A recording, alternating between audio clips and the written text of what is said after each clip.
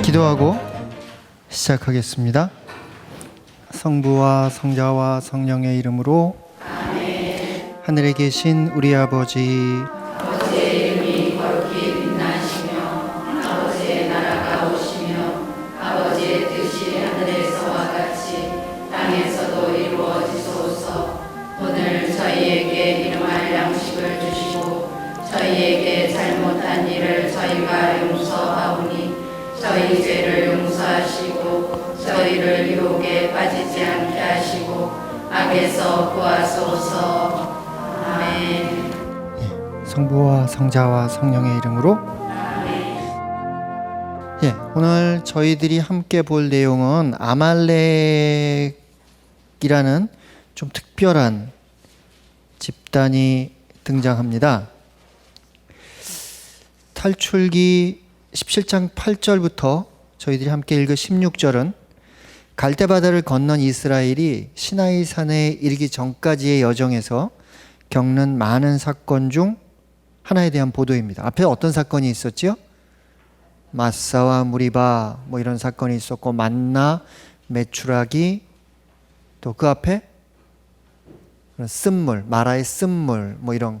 따라서 갈대바다를 건널 때까지의 문제가 이스라엘과 이집트의 문제였다면은 이제는 뭐 조금 다른 상황, 신학적 관점에서 보면 하나님과 파라오의 문제였다면은 이제 갈대바다를 건너고 나서부터는 이스라엘과 하나님의 문제, 또는 이스라엘의 내적 문제입니다. 그 전까지는 외적인 문제였다면은 이제는 내적인 문제.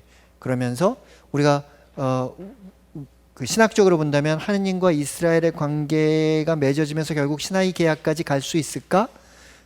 그래서 이스라엘이 하나님의 백성이 될 수 있을까의 문제이지만, 다른 한편으로는 이제 외적인 문제가 사라진 만큼 이스라엘이 내적으로 하나의 공동체를 이룰 수 있을까?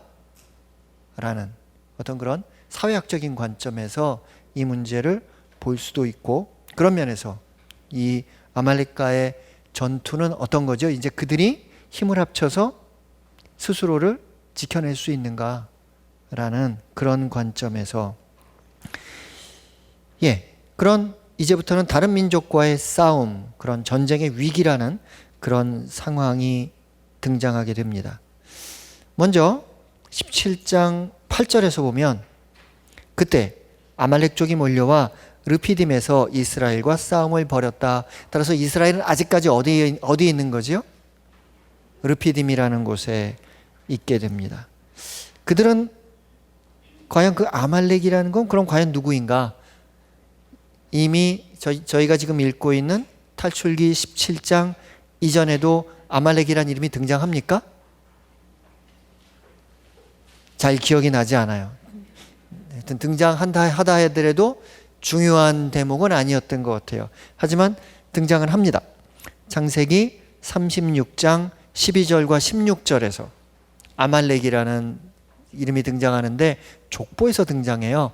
에사우의 아들 엘리파즈에게는 팀나라는 지금 이게 다 안 나오네요. 팀나라는 소실이 있었는데 그가 엘리파즈에게 아말렉을 낳아주었다.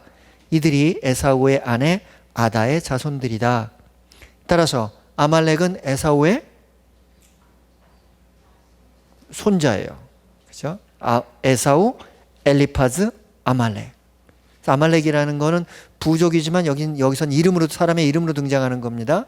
그 아말렉으로부터 이제 아말렉이라는 부족이 생겼겠죠. 따라서 그 뿌리를 계속 가다 보면 누구까지 올라가는 거죠? 에사우.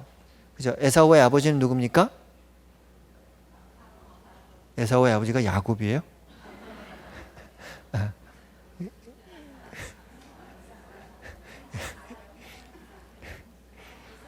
족보가 아브라함, 이삭, 야곱과 에사우, 그 다음에 야곱으로부터 12부죠. 그렇죠? 따라서 에사우의 아버지는 이삭이 되는 겁니다. 에사우로부터 그런 에사우의 손자로, 즉 에사우가 전체적으로 이루고 있는 그 부족은 어떤 부족이지요? 자, 여러분들이 정리를 좀 하겠습니다. 그렇죠. 훌륭하십니다. 요르단강 동편을 지배하는 사람들이 맨 동편에 있는데 맨 요르단강 동편에서 맨 북쪽에 있는 사람들은 암몬이에요. 그 다음에 그 밑에는 모압이에요. 암몬과 모압은 성경으로 보면 누구랑 연관이 되죠? 롯이 자신의 두 딸과, 그래서 약간 좀 근친상간적인 그런 모습으로 두 부족이 생겼다. 암몬, 모압.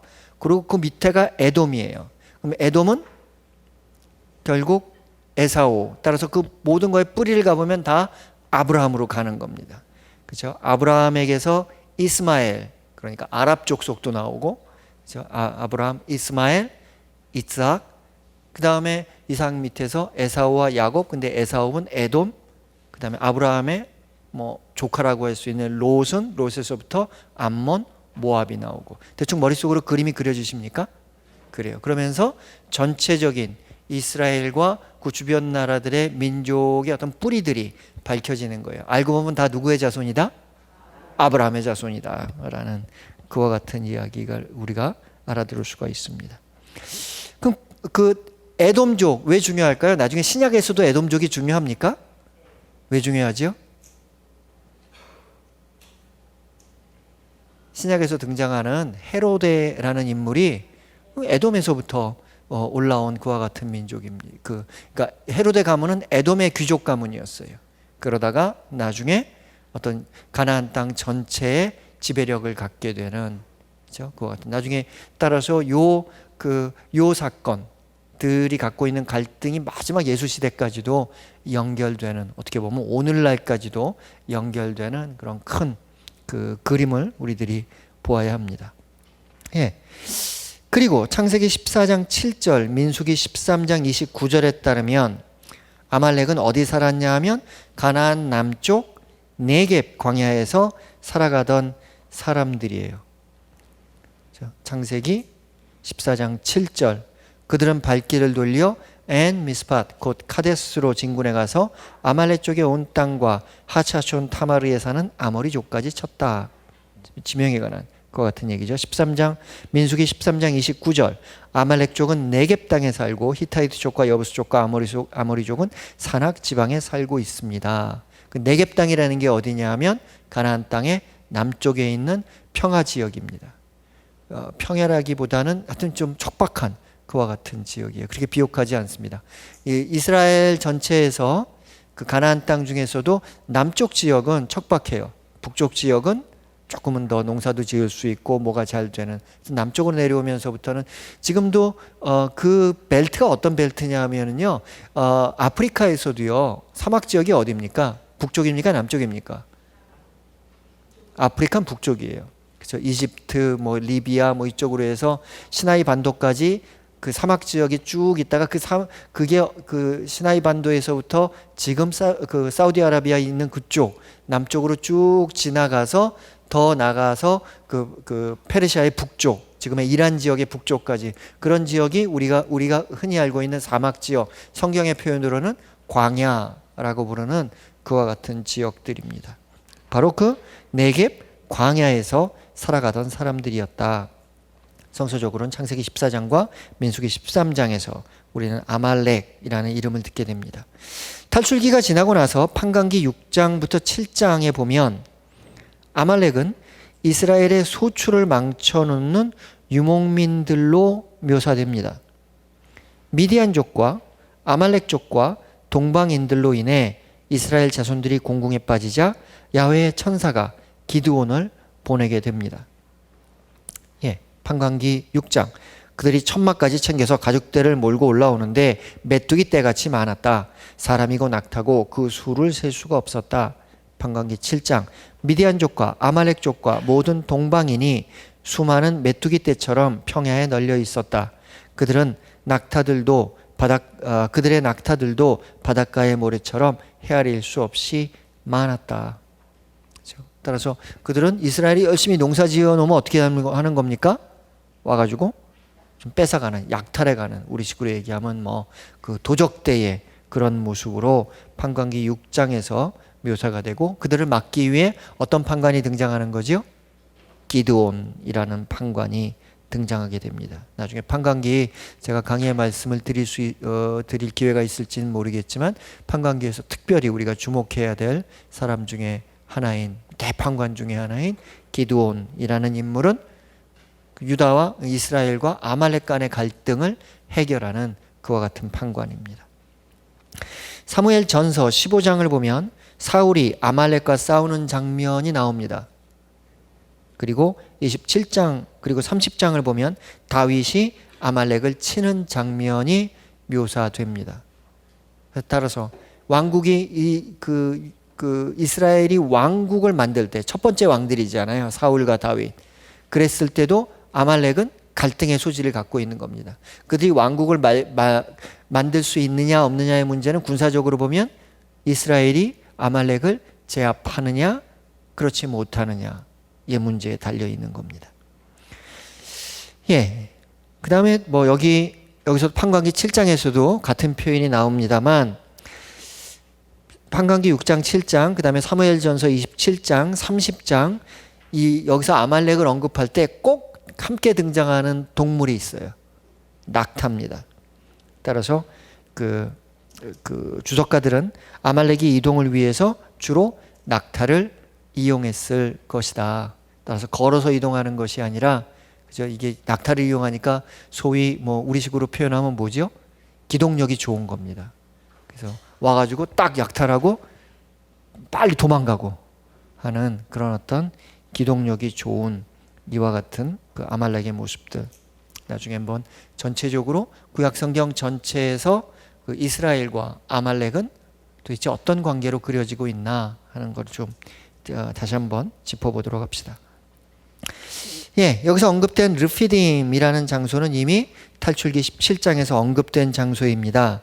이 지명의 어근은 지지하다, 영어로 support라는 그런 어근을 갖고 있어요. 그렇죠? 예, 그런데 우리는 뭐 이야기를 쭉 읽어보니까 나중에 모세의 팔을 지지하는 이야기지요. 그렇죠? 그런 지지한다는 얘기가 나오죠. 따라서 르피딤이라는 지명과 모세의 팔을 지지한다라는 그와 같은 동사가 같은 어구로 묶여 있어요. 그렇죠? 그러다 보니까 이 안에도 약간 좀 언어의 유희가 들어있지 않는가라고 사람들이 추측합니다. 9절. 그러자 모세가 여호수아에게 말하였다. 너는 우리를 위하여 장정들을 뽑아 아말렉과 싸우러 나가거라. 내일 내가 하나님의 지팡이를 손에 잡고 언덕 꼭대기에서 서 있겠다. 되게 이상해요. 그죠? 뭐 여호수아를 불러놓고 너는 싸우러 나가라. 난 저 위에 언덕 위로 올라갈게. 그죠? 여호수아가 그냥 인간적인 판단만 했으면 섭섭할 수 있을 것 같아요. 날보는 싸우러 나가라고 그러고 자기는 언덕 위에 있겠다는 거예요. 하지만 이제 나중에 이야기의 전체적인 흐름을 보면 그 모세가 언덕 위에서 그 엘로힘의 지팡이를 가지고 무언가를 하였기에 전쟁에서 승리할 수 있었다라는 그렇죠? 그런 이야기죠. 그런데 우리가 이 대목을 보면서 즉시 머리에 떠올라야 되는 질문은 뭐냐면 여호수아가 누구인지 설명하질 않아요. 그리고 갑자기 여호수아가 등장합니다. 따라서 이 글을 알고 있는 독자들은 이미 여호수아가 누군지 알고 있다는 것을 좀 전제로 하는 것 같아요. 실제로 여호수아가 등장하는 것은 전면에서 활약하게 되는 것은 사실은 이스라엘이 시나이에서 계약을 맺고 민수기 10장 이후에 이제 광야로 나가서 요르단강까지 간 그와 같은 상황 안에서 여호수아가 점점 전면에 등장하는 것이 그것이 알고 있는 여호수아의 존재인데 여기서 이미 여호수아가 등장하는 어떻게 보면 약간은 좀 그 시대착오적인 그렇죠? 그와 같은 모습을 우리들이 좀 만나게 됩니다. 나중에 다시 한번 설명드리겠습니다. 그는 민수기 13장부터 14장에서 나오게 되는 여호수아와 동일한 인물일 것입니다. 민수기 13장 8절 그리고 16절에 따르면 그는 에프라임 지파에 속합니다. 그건 유다 지파가 아니에요. 또는 레위 지파도 아니에요. 에프라임 지파입니다. 에프라임 지파는 어디에서 중요한 역할을 했을까요? 나중에 왕국이 갈렸을 때 북이스라엘과 남유다로 갈릴 때 에프라임 지파가 주도권을 잡게 됩니다. 그래서 북이스라엘을 부를 때 어떻게 부르기도 하냐면 에프라임아 에프라임아 하고 부르기도 해요.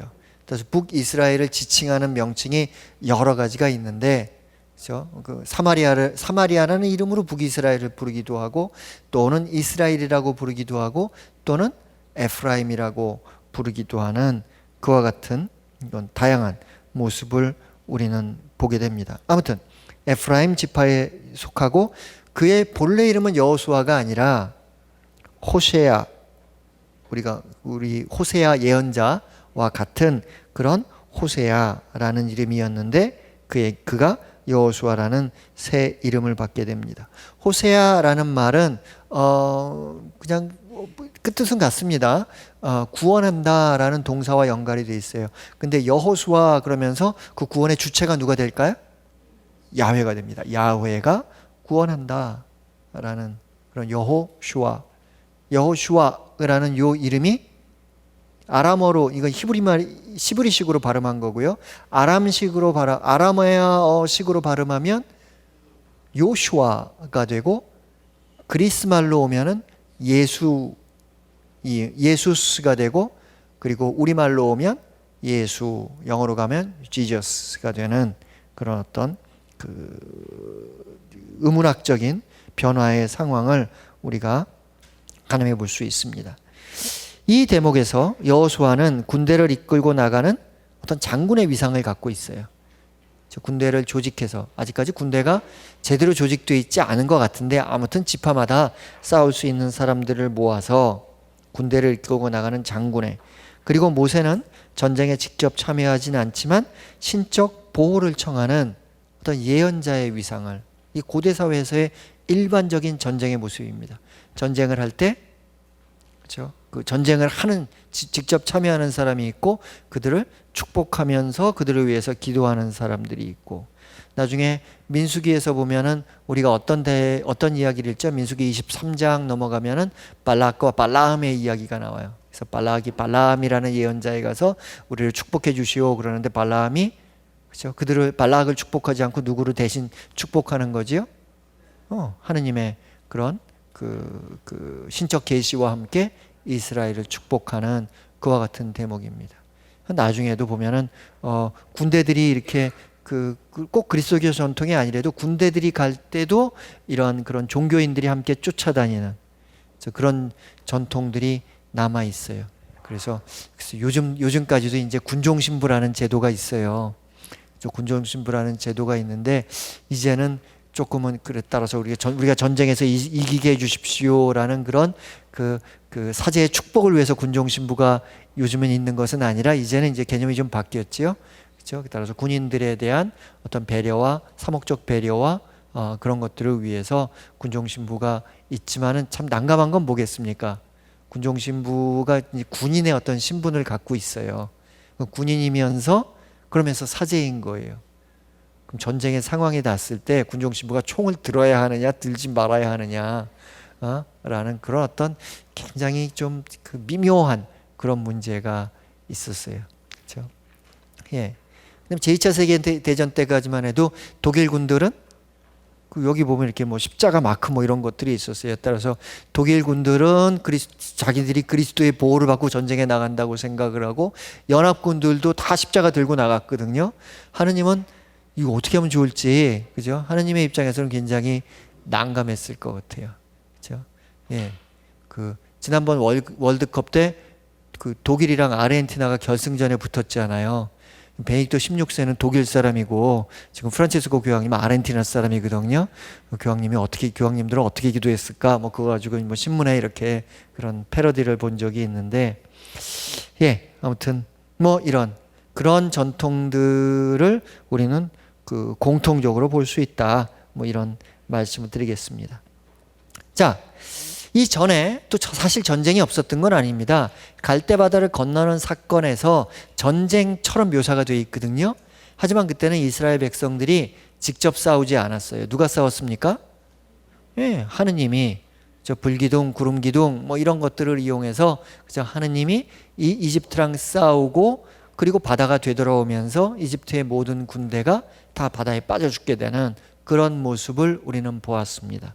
그렇죠? 하지만 이제는 이스라엘이 직접 전투에 나서게 됩니다. 그리고 하느님은 직접적으로 언급되지 않아요. 그렇죠?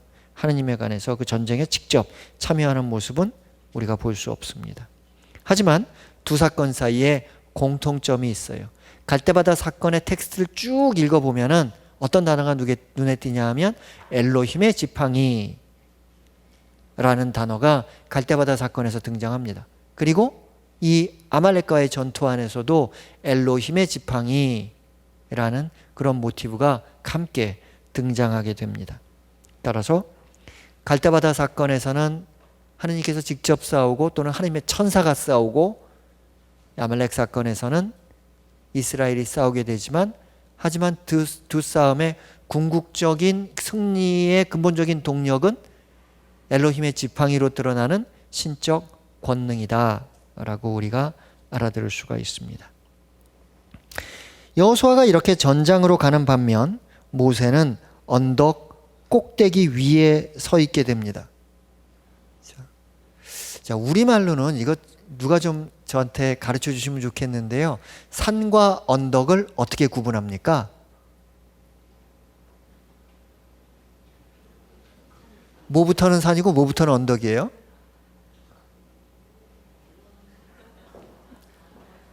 그게 좀 애매해요. 하여튼 뭐, 예? 산은 뾰족하고 언덕은 둥근가? 뭐 하여튼. 그 다음에 제가 제주도에 가보니까 오름이라는 말이 있더라고요. 그래서 제가 오름이라는 말을 듣고 올라가는 거고 그냥 올라간다고 그렇게 표현했으니까 그냥 언덕 같은 건가 보다. 그리고 따라갔다 혼났어요. 오름이 꽤 높아요. 꽤 그리고 거칠고 어떤 급하고, 예. 아무튼 여기서도 언덕이라는 단어가 의도적으로 산이라는 것과는 구별되게 언덕 꼭대기 위에. 그런데 구약에서 보면 자주, 우리말에서도 사실 그렇죠. 우리말에서도 뭐 시나 아니면 글 같은 거 쓸 때 그 아이들은 뭐 산과 언덕으로 뛰어놀았다. 그렇죠? 뭐 산과 강, 뭐 들과 내 그러면서 언덕 뭐 이런 표현들이 산과 언덕 뭐 이런 식으로 붙어 다니듯이 구약에서도 보면은 자주 두 단어가 붙어 다녀요. 산과 언덕. 여기서는 언덕만 나왔지만, 따라서 사람들은 어떻게 보면 언덕과 산을 좀 동등하게 이해해 볼 수도 있지 않을까라고 생각하기도 하는데, 성경에서는 그렇지 않습니다. 성경에서는 언덕은 인간이 아무런 어려움 없이 접근할 수 있는 장소예요. 하지만 산은 신적 영역이에요. 성경에서는 이걸 좀 구분합니다. 따라서 호렙, 시나이 산에 이르기까지 모세가 높이 올라갔다 하더라도 모세가 산꼭대기에 올라갔다라는 표현은 조금 일부러 피한 것이 아닌가라고 주석가들은 생각합니다. 10절, 여호수아는 모세가 말한 대로 아말렉과 싸우고 모세와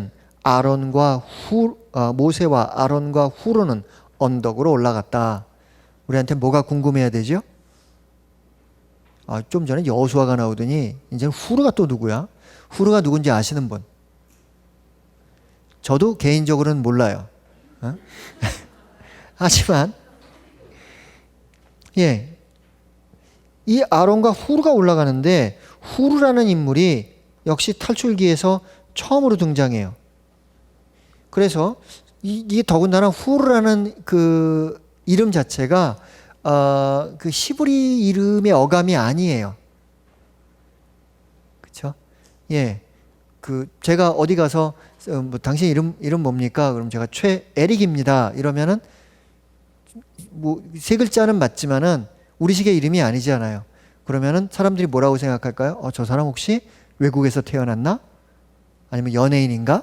뭐 그런 식으로 생각할 거 아니에요. 그렇죠? 후르라는 이름도 그 히브리식의 이름이 아니에요. 그런데 그래서 주석가들이 생각하기에 이 후르라는 이름은 아마 이집트에서 온 이름이 아닐까 생각하면서, 이집트 사람들은 이름을 지으면서 신의 이름을 자꾸 갖다 넣거든요. 히브리 이름에서도 뭐가 자꾸 나오냐면 무슨 후, 아니면 여호수아처럼 여호, 이런 것들이 엘리야 후 뭐 이런 식으로 후가 뒤에 붙기도 하고 여호가 앞에 붙기도 하거든요. 그건 다 야훼 하느님의 이름이에요. 그런 것처럼 히브리 사람들이 자신들의 신의 이름을 자신의 이름에 집어넣는 것처럼 이집트에서도 자신들의 신의 이름을 이름에 집어넣는 경우가 많거든요. 예를 들어 람세스라는 이름 안에는 라라는 신의 이름이 들어가 있고, 그 투트모시스의 이름, 그 이름 아래는 투트라는 이집트의 신의 이름이 들어가 있어요. 그래서 후르는 아마도 호루스라는 이집트의 굉장히 높은 신입니다. 창조신이기도 하고, 이런 호루스와 연관되어 있지 않을까라고 짐작하기도 합니다. 탈출기 24장 14절에서도 모세는 여호수아를 데리고 엘로힘의 산으로 올라가면서 아론과 후르를 함께 묶어서, 자신은 여호수아와 함께 산으로 올라가고 아론과 후르에게는 함께 묶어서 그 원로들에게 해결하지 못하는 문제를 맡기는, 따라서 후르라는 사람은 지도자적인 그와 같은 입장에 있는 그런 어떤 인물입니다. 탈출기 31장 2절에 의하면 후르는 유다 지파입니다. 예. 그리고 혹시 참조하실 분들은 역대기 전서 제1역대기 2장 19절 20절 이런 부분에 또 후르에 대한 언급을 참조하시기 바랍니다. 그렇다면 아론은 어느 지파지요? 아론은 레위 지파예요. 후르는 유다 지파예요. 레위 지파는 사제들, 유다 지파는 나중에 다윗 가문 왕입니다. 따라서 사제와 임금이 모세의 두 팔을 받치고 있고, 모세는 예언자입니다. 그렇죠?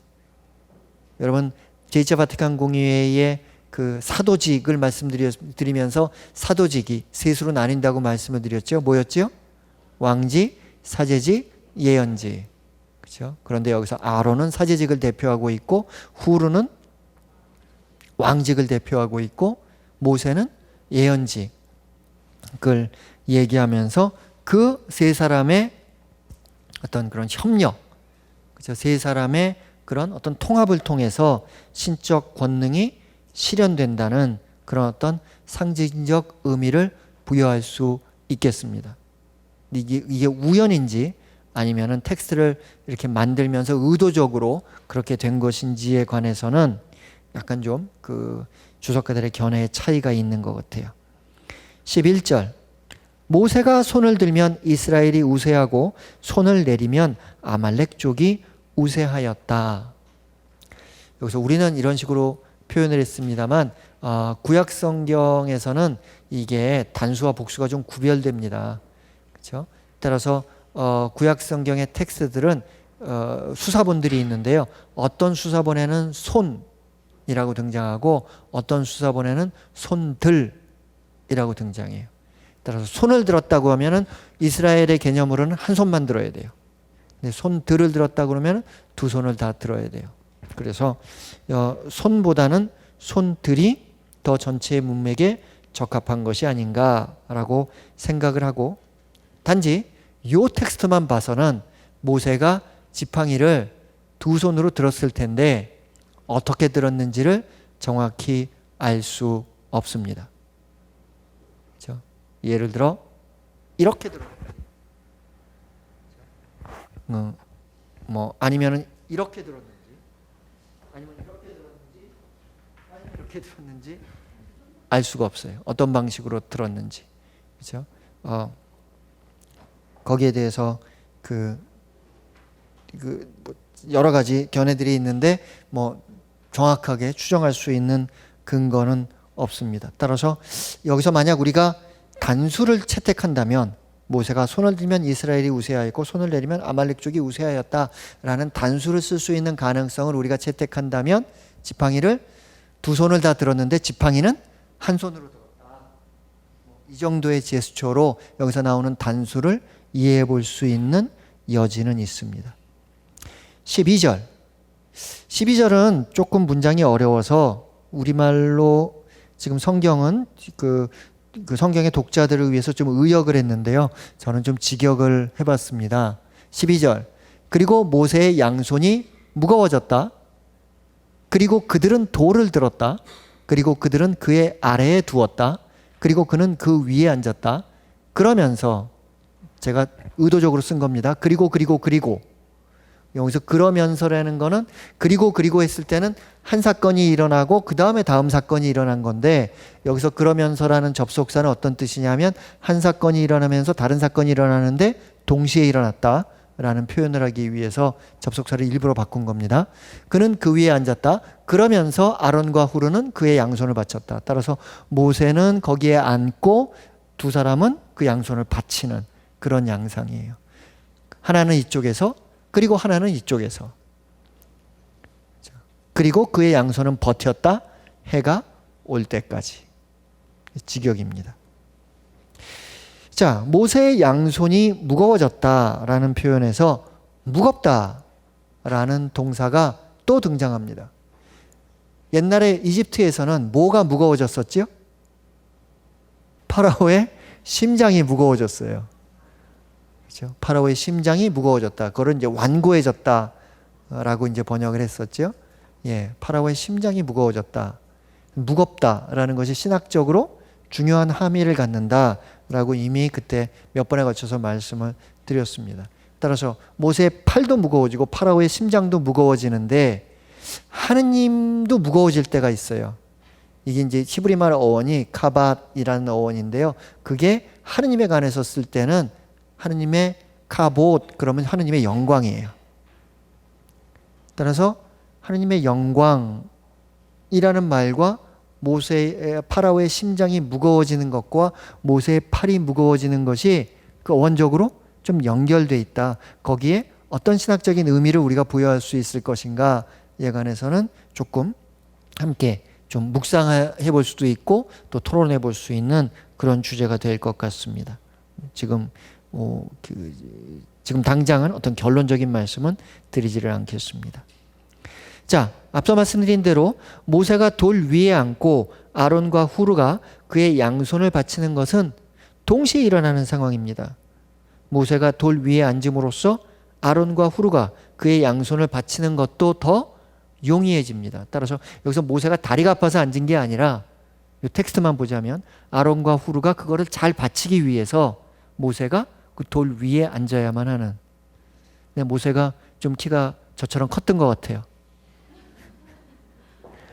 웃으시라고 말씀을 드리면 얼마 전에 어떤 분을 만났는데 평화방송을 아마 먼저 보시고 그 다음에 이렇게 저를 보신 것 같아요. 그러면서 첫 마디가 저한테 신부님 TV로 볼 때는 되게 커 보이더니 만나 뵈니까 그분은 저한테 적당하시네요 라고 얘기했지만 작다는 뜻이겠지요? 제가 그냥 공개하겠습니다. 68입니다. 그래요. 예.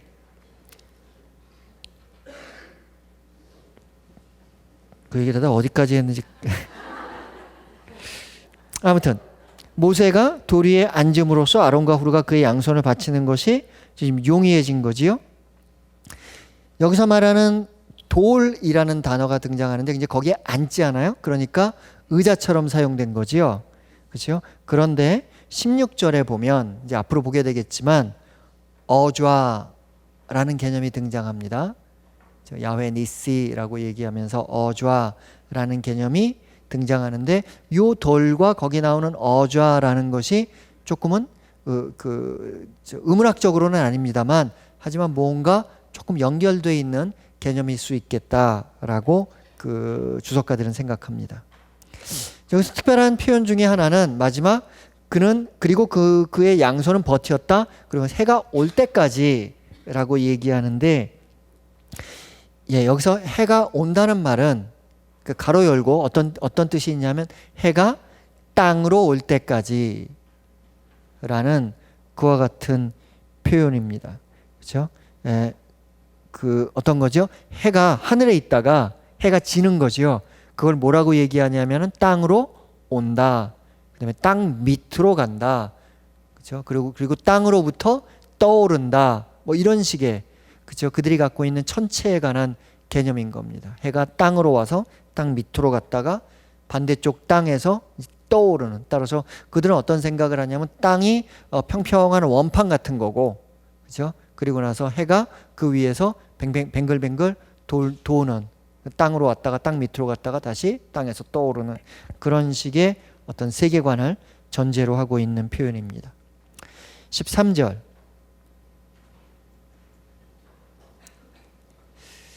그리하여 여호수아는 아말렉과 그의 백성을 칼로 무찔렀다. 이것도 조금 직역할 필요가 있어서 제가 직역을 했습니다. 그리고 여호수아는 잘랐다. 아말렉과 그의 백성을 칼의 입으로. 예, 여기서 자르다라는 표현은 말이죠. 좀 뭐 전쟁이기 때문에 잔인합니다. 자르다라는 표현은 목적어를 안 갖고 있는데 히브리식의 개념으로 우리가 생각한다면 목을 자른 겁니다. 그죠? 그 여호수아는 잘랐다. 적군의 목을 잘랐다라는 표현이지요. 그런데 뭘로 자르냐 하면 칼의 입으로. 그 히브리식의 표현에서 자주 등장하는 이야기인데요. 칼로 누구를 죽이는, 베어서 죽이는 그와 같은 대목에서 히브리 표현은 이런 표현을 합니다. 칼이 상대방의 생명을 삼켜버렸다 라는 식의 개념을 갖고 있어요. 그렇죠? 그러다 보니까 그 칼의 입으로, 칼의 입이 있어서 누군가의 생명을 잡아먹어버리는 그와 같은 표현입니다. 그래서 아말렉과 그의 백성을 칼의 입으로 잘랐다. 그렇죠? 우리가 그냥 사실은, 하지만 뭐 사진으로, 동영상으로 찍는다면 칼로 누군가의 목을 치는 그와 같은 그 조금 잔인한 그림을 뭐 이렇게 표현한 걸로 알아들을 수가 있습니다. 14절.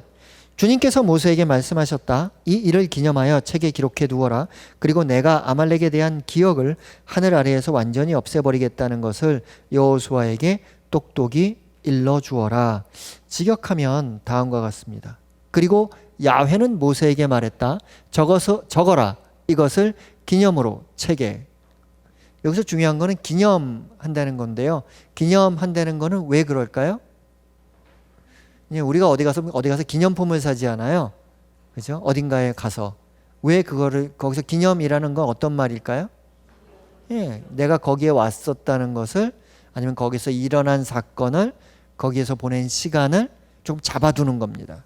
기억하기 위해서. 그렇죠? 따라서 책에. 그리고 두어라. 여호수아의 두기에 내가 지워버리겠다. 아말렉의 기억을 하늘 아래에서. 여기서 주석가들의 눈에 띄는 단어는 또 당연히 책에라는 거예요. 그런 책이 있었나? 라고 생각을 하는 거예요. 예, 어떤 특정한 책을 가리키는 것일까? 민수기 21장 14절을 보면 어떤 표현이 등장하냐 하면 야훼의 전쟁의 책. 우리 성경에는 어떻게 번역되어 있냐면 주님의 전쟁기에도 이렇게 쓰여져 있다 라는 표현이 등장해요. 그러니까 아마 요 책을 얘기하는 건가? 그렇죠? 야훼의 전쟁의 책이로 언급되는 그 책에 이 이야기를 적어라 라는 명령으로 이해할 수 있을까? 아니면 이 이야기, 어떤 주석가들은 이렇게 해석하기도 해요. 나중에 모세가 앉았던 돌에 야훼 니시라고 적음으로써 그것을 기념하는 돌이 된 거죠. 그렇죠? 그런 기념 비석으로 만들어 아말렉에 대한 승리를 기념하라는 뜻이었을까라는 것에 대해서 학자들의 의견이 조금 갈리고 있습니다. 여기서 후반부에 다음과 같은 표현이 등장해요. 내가 지워버리겠다 아말렉의 기억을. 근데 여기서 등장하는 기억이라는 단어는 이름으로 번역할 수도 있습니다. 따라서 아말렉이라는 이름을 하늘 아래에서, 우리말 표현으로는 뭐 더 하늘 아래니까 지상이 되겠지요. 내가 지상에서 그냥 말살해 버리겠다라는, 아무도 아말렉이라는 이름을 기억하지 못하게 하겠다라는 하느님의 선언으로 우리는 알아들을 수가 있는데, 문제는 뭐냐? 그 약속은 지켜지지 않아요. 그렇죠? 제가 지금 아말렉 얘기를 하고 있잖아요. 아말렉이라는 이름이 사실은 요 기록 때문에, 요 성경의 기록 때문에 기억이 돼요. 그래서 그 이름 자체는 기억이 되지만 민족 자체는 사라져버리고 없는 거죠. 15절, 모세는 제단을 쌓아 그 이름을 야훼 니시라고 하였다. 그렇죠? 그것도 좀 직역을 해봤습니다. 그리고 모세는 제단을 쌓았다. 먼저 제단을 쌓은 겁니다. 그리고 시간적으로 이제 뒤따르는 얘기입니다. 그는 그의 이름을, 그 제단의 이름을 야훼 니시라고 불렀다 라는 겁니다. 이 제단은 승리를 기념하고 감사하는 제단인데, 이상한 것은 제단을 쌓았으면 뭐를 해야죠? 제사를 지내야죠. 근데 제사를 지낸 얘기가 없어요. 제단만 쌓았어요. 따라서 제단이라고는 불렀지만 옛날에 그 야곱과 라반이 서로 계약을 맺으면서 돌무더기 쌓아놓은 거 기억하시죠? 그런 것처럼 단지 기억을 하기 위한 어느 상징물을 여기서 제단이라고 부른 것이 아닌가라고 생각합니다. 왜냐하면 제사가 바쳐지지를 않아요. 그런데 창세기 12장, 13장, 26장, 33장, 35장에서도 제단이라고 불리는 그 어떤 것들이 등장은 하는데, 거기에서도 제사를 드렸다는 말이 없는 그와 같은 흔적들을, 그와 같은 비슷한 경우들을 창세기에서 이미 우리는 발견할 수가 있고, 여호수아기 22장에서도 같은 현상이 드러납니다. 여기서 우리가 질문할 것은, 그렇다면 아까가 모세가 앉았던 돌이 있는데, 그렇죠? 그 돌도 제단의 일부가 된 것일까? 그렇지 않을까? 뭐 이런 식의 어떤 질문을 해볼 수 있습니다. 그리고 이제 우리가 앞으로 읽게 될 탈출기 18장에 보면은 이트로가 모세의 장인이 와요.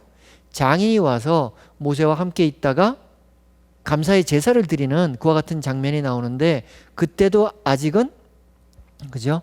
혹시 이 르피딤에 있는 요 모세가 앉았던 그 돌, 그 언덕, 거기에서 제사를 드린 것은 아닐까? 그렇다면 모세가 올라간 곳은 언덕이라고 표현됐지만, 하지만 나중에 이트로가 오는 것은 하느님의 산이거든요. 그 산과 언덕을 동일시해서 볼 수는 없을까?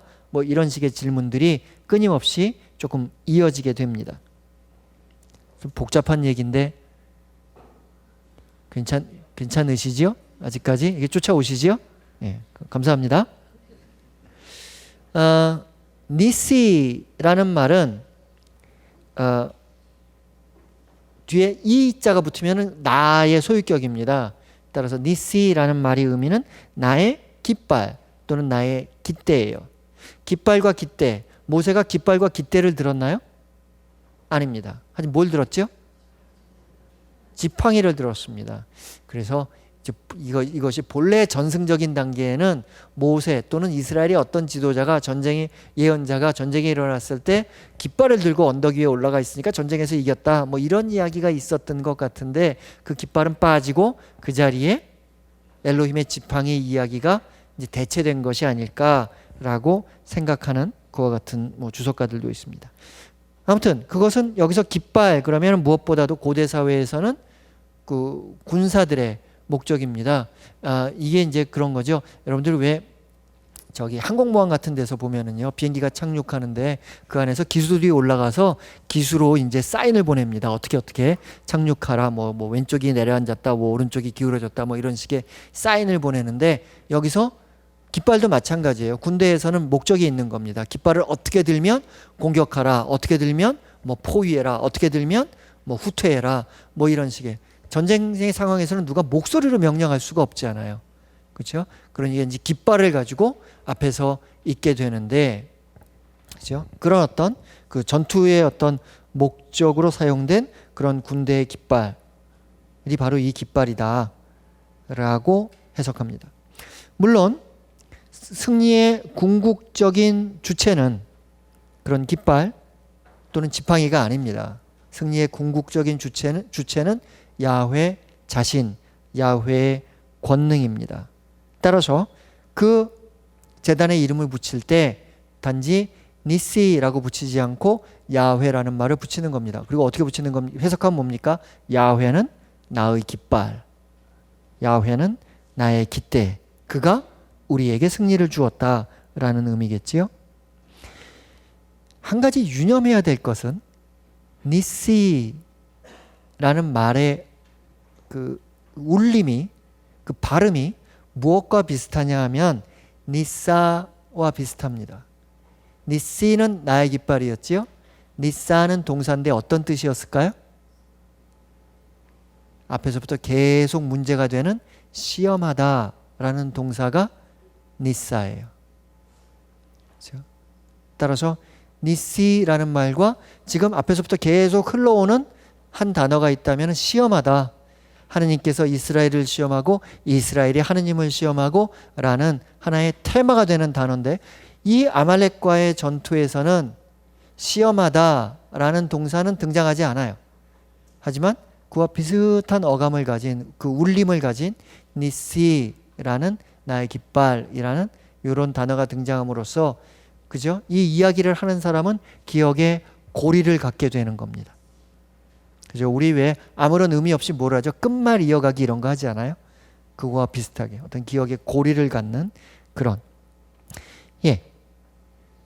그렇게 시험하다라는 니사라는 단어와 니시 사이에 언어의 유희가 일어나고 있다라는 점을 우리가 기억하면 됩니다.